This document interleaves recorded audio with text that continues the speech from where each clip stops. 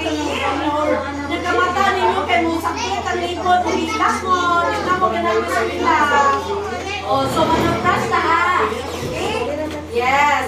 Mga mama, na si Tita Doc, nato i-remind kanunay ninyo, na ubanan nato sila kanunay sa pag-brush. Yes. Puntan o gabi, kaduha, mag-brush sa isa kaadlaw, ha, mga parents. Kaduha.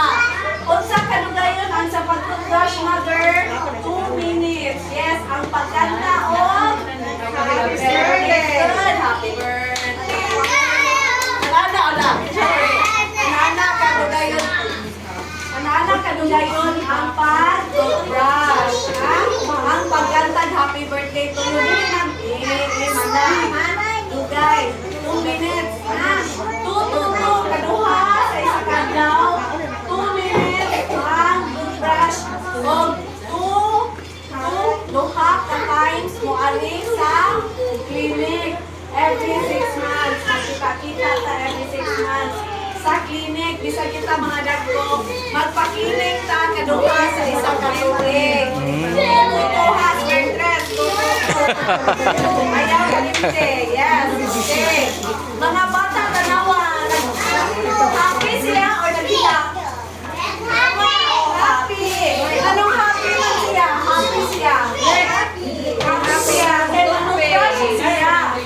Mag-brush ninyo, kinala, magkatuwa. Mag-smile. Isa'y ko yung tag-brush. Isa'y ko yung niya.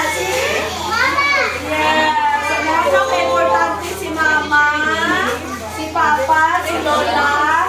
Aron, alalayan nato sila. Aron, may kamao sila mag-brush. Nakata kanina sa ilang kilip, si mama. Inig pag-brush na si mama. Hindi pa sasaan nato mga mother. Sila na. Hindi pa man sila kapasama. Yes, mga bata. Kani siya, nag-isi siya o gihilak? Manong-brush yan rin kay mag-smile na. Dili mo hilak ka. Lami man yung toothbrush. Toothpaste, kikwa mo rin. Tamis mo rin. Tagaan na to silang tamis sa ayaw sa kang mental na tamis. Tamis kaya para ganahan sila mag-brush. Yes. Magkadako sila, pwede na ang mental. Ha? Ana, awan. Happy siya, birthday ka mo.